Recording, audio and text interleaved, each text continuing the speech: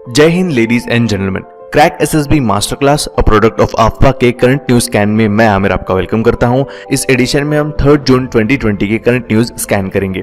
So without any further due let's start with the first news. हमारी पहली news है,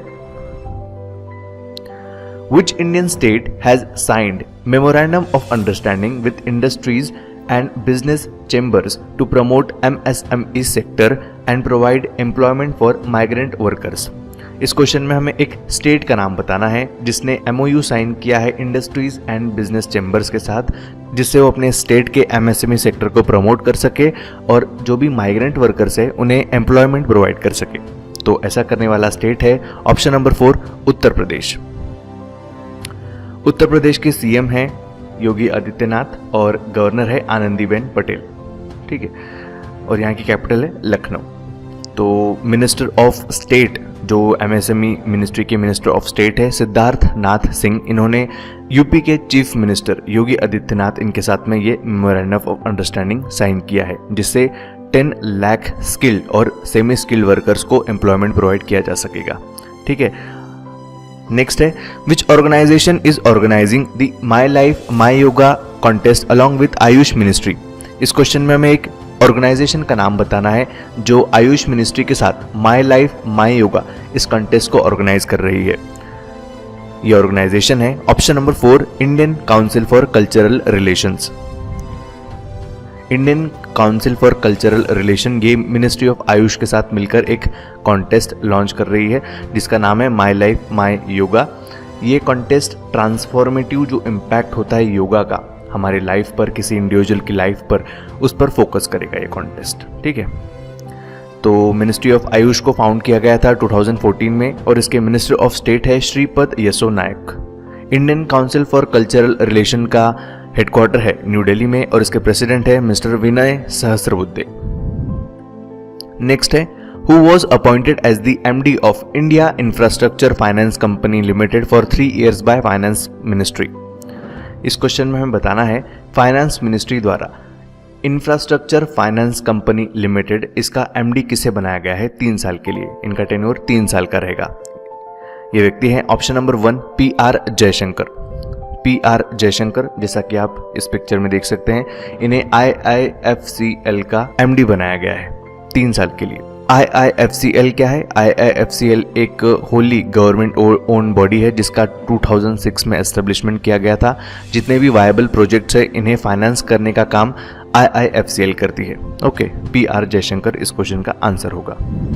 next है, Arun Singhal was appointed as the CEO of which organisation recently? इस question में हमें बताना है अरुण सिंघल किस ऑर्गेनाइजेशन के CEO चुने गए हैं।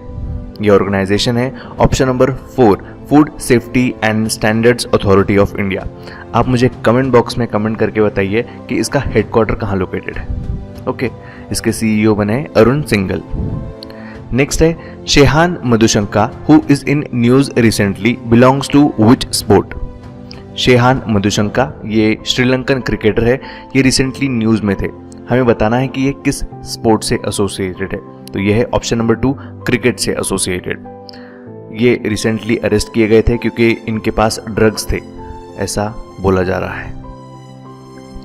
नेक्स्ट है, for which country United Nations Security Council has extended the individual sanctions, travel ban and an arms embargo until May 2020? इस क्वेश्चन में हमें एक कंट्री का नाम बताना है जिसके लिए यूनाइटेड नेशंस सिक्योरिटी काउंसिल ने इंडिविजुअल सैंक्शंस, ट्रैवल बैन और आर्म एम्बार्गो एक्सटेंड कर दिया है May 2021 तक।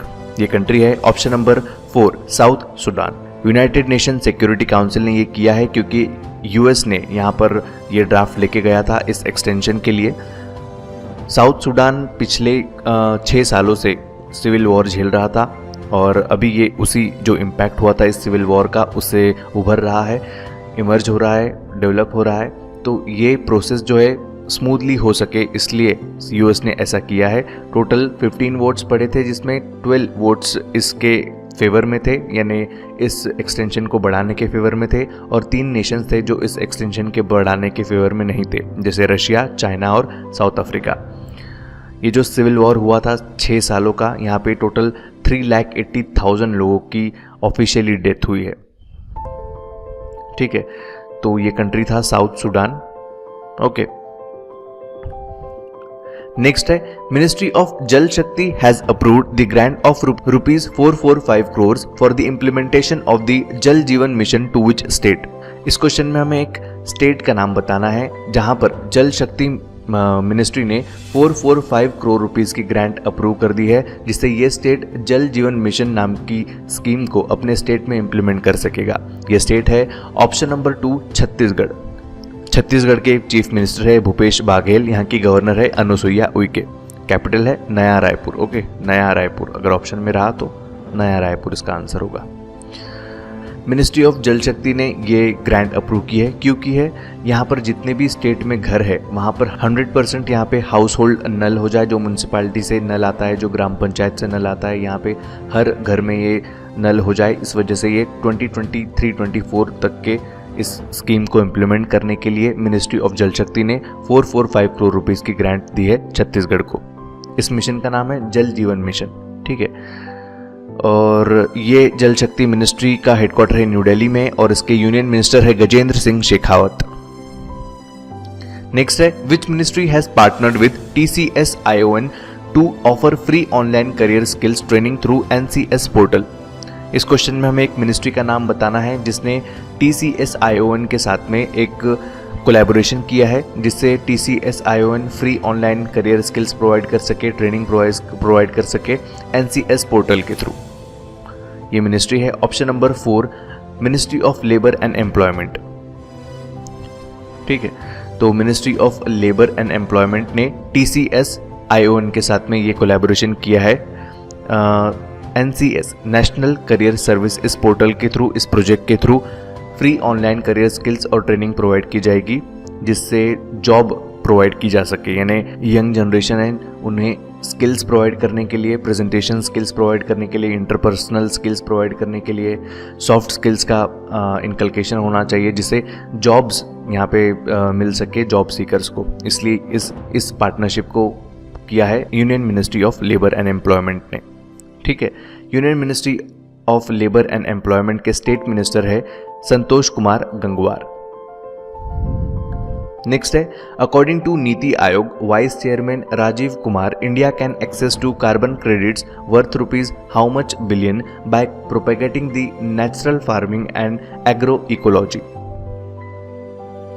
इस क्वेश्चन में हमें बताना है according to NITI Aayog vice chairman Rajiv Kumar, vice chairman है राजीव कुमार, इनके अकॉर्डिंग इंडिया कितने वर्थ की कार्बन क्रेडिट को एक्सेस कर सकता है, हमें ये बताना है। तो इंडिया कर सकता है ऑप्शन नंबर 2 50 to 60 बिलियन की कार्बन क्रेडिट एक्सेस कर सकता है इंडिया। ठीक है, ये स्टेटमेंट किसने दिया है, नीति आयोग के वाइस चेयरमैन राजीव कुमार इन्होंने। नेक्स्ट है Wajid Khan who passed away recently belongs to which field. इस क्वेश्चन में बताना है वाजिद खान जिनका रिसेंटली देहांत हो गया है किस फील्ड से रिलेटेड थे। तो ये थे ऑप्शन नंबर 4, ये म्यूजिक डायरेक्टर थे। ठीक है, इनका किडनी फेल्यूर प्लस ये कोविड पॉजिटिव भी थे, इस वजह से इनका रिसेंटली देहांत हो गया था मुंबई में। नेक्स्ट है sprinter Bobby Morrow who is in news recently belongs to which country. Sprinter थे बॉबी मोरो, ये किस कंट्री से बिलोंग करते थे हमें ये बताना था। ये बिलोंग करते थे ऑप्शन नंबर 4 USA से। 1956 के ओलंपिक में इन्होंने 3 गोल्ड मेडल जीते थे यूएस के लिए।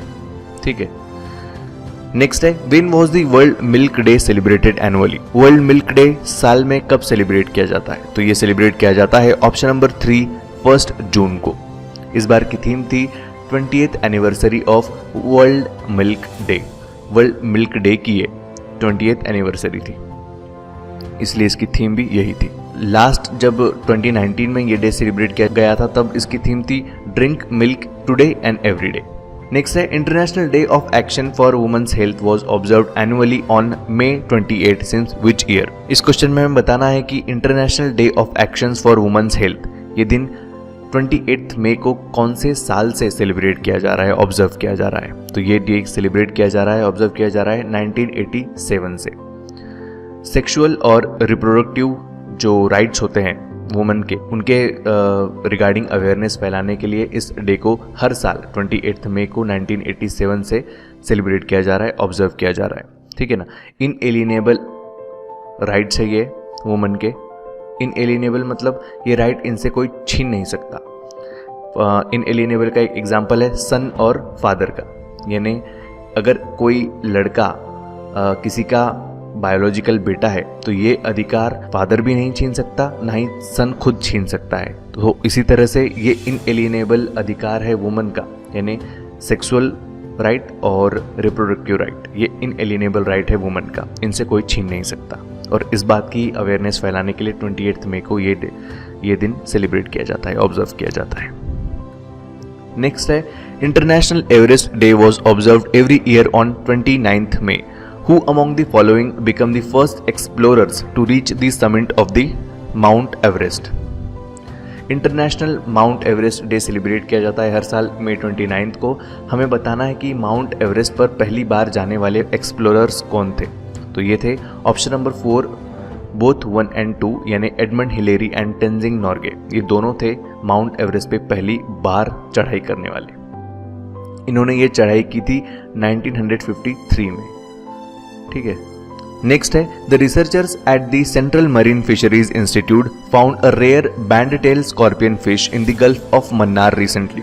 Where is the CMFRI located? इस क्वेश्चन में हमें सेंट्रल मरीन फिशरीज इंस्टीट्यूट का लोकेशन पूछा गया है।